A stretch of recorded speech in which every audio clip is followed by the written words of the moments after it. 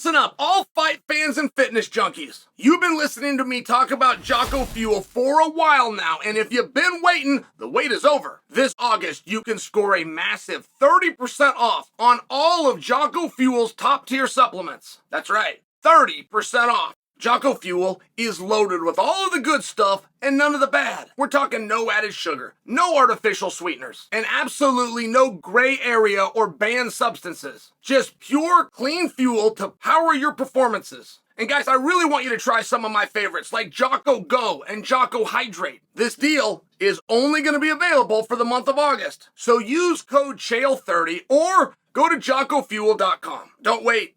Fuel up with Jocko Fuel and crush your goals. Guys, click on the link below to make it happen. Adesanya Du Plessis, guys, what an interesting position we have found ourselves in. You got to understand, we have what we believe to be a number one contenders match signed. And each day we're getting a little closer to it. I'm talking about Chimaev, I'm talking about Whitaker. But we have the number one contender already identified. His name is Sean Strickland. So hear me out on this, okay? After tonight's fight with Izzy, there is not going to be a rematch with Izzy and DDP. So if you move that off the board, you got this Strickland business to handle. If Whitaker wins and does in fact draw back into him, so now you're doing another rematch, which champions hate to do, but it's very hard to argue and say it's not the right thing to do, wouldn't that be the definition of lapping the division? I mean, it is so wildly difficult to clean out a division. It was so wild. I mean, you got to be so good, but then you've got the length of time, right? Some people don't like to use the word luck. I believe in luck. Now, perhaps I don't know what it means, but I mean something that with luck, I mean, things kind of need to go your way and they need to fall on the right time. You got to be healthy and feeling good at the right time. You got to have the right camp with the right information. You got to get that training, get your weight down, get your travel under control, have stresses in your personal life under control the night that you need full emotion to go into battle with another guy. I mean, there's some things that are luck, or at least the way that I understand luck to be. And I share that because cleaning out a division takes years. But what an interesting spot that Du Plessis is in. For a guy that couldn't fight on pay-per-view in 2 Decembers ago, just shy of 2 years ago, this guy's arguing to his 400 Twitter followers, getting a back and forth with Bo Nickel, which is a fight he had no chance of getting. That was less than 2 years ago. He now, by this time next year, with 2 wins, guys, would be in a category of not only having cleaned out a division, but he would have done what we call lap the division. Meaning he's beaten the top guys, and he's beaten them twice. That is stunning. And the problem with Du Plessis, right? We don't quite know how good he is, and we don't quite know what he's good at. You disagree with that statement? The floor is yours. By all means, do tell. I mean, would you disagree with me that he looked a little sloppy in the Robert Whitaker fight? But he looked nasty and he looked mean. He looked like it was a snowball effect, right? Like that snowball, it started coming downhill. It was real small. It just got bigger and bigger and bigger, and it overwhelmed Robert Whitaker. And it was ugly, and it was playground junior high street fighting at times. How else would you define a headlock that ended up working? Okay.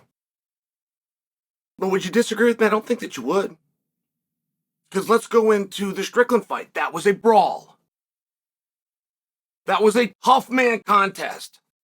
It wasn't inside, right? Like it wasn't Gotti Ward where they're in there and they're trading, but they're on their feet. They're on their feet constantly to do a little bit to go to the ground just to make things real dirty.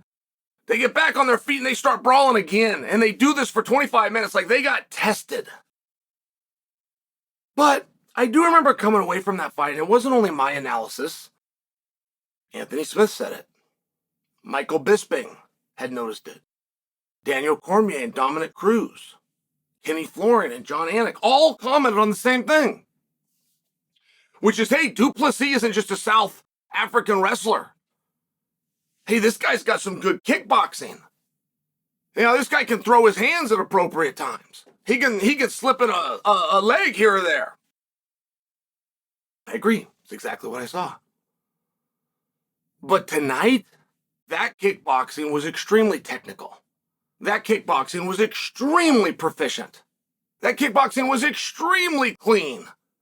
And the way he's throwing that leg, it was very Taekwondo-esque, where you throw that leg up and then you stop partway through the action. Your foot has already left the ground.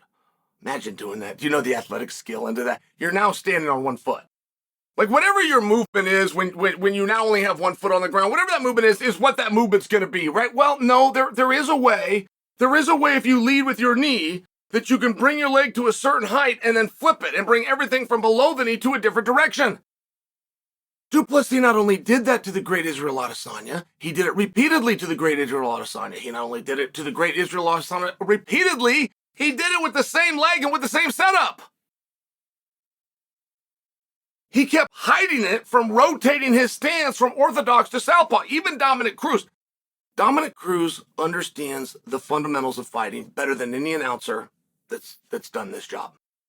And he is the one that had to bring it out and bring it to everybody's attention, just to illustrate that Dom is the one that gets it and has seen these types of things. I'm just going to share with you, Izzy's a great striker, he's a great kickboxer. That's the one place you don't want to be.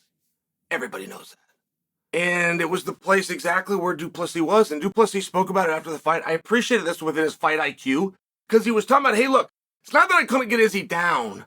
I don't have a huge confidence that I can hold him down, considering he's the best at getting back to his feet that we've got in the sport. Yeah, that's a really good point. Like, one thing that a wrestler has got to have, there is nothing more physically tiring. There was no effort, no exertion more than a takedown. So once you get the takedown, you have got to be able to keep the guy there. You have got to have a position where you can get a couple of good breaths in just to bring you back to even. Now you can go to work. If you have a guy that hits the mat and instantly causes a scramble, nothing will make a wrestler stop wrestling faster than that. And Du Plessis didn't make that mistake. He was aware of this going in. And it was a very technical fight. That kick was technical. The switching of the stances was technical. The times to back Izzy up, the time to back yourself up to reduce some of the power. All the way to the takedown, turtle position by Izzy. Hook in, double hooks in, flatten him out, take the back. I mean, this is 101, but this was great technique. And my only point to you, when I'm telling you about DDP, not only do we not know how good he is, I don't know what, is he a technician like Adesanya? Or is he a brawler like Strickland? Because I've seen him do both. He's very good. He's very talented. I thought he was getting tired. I thought he was fatiguing. I'm not sure I'm wrong.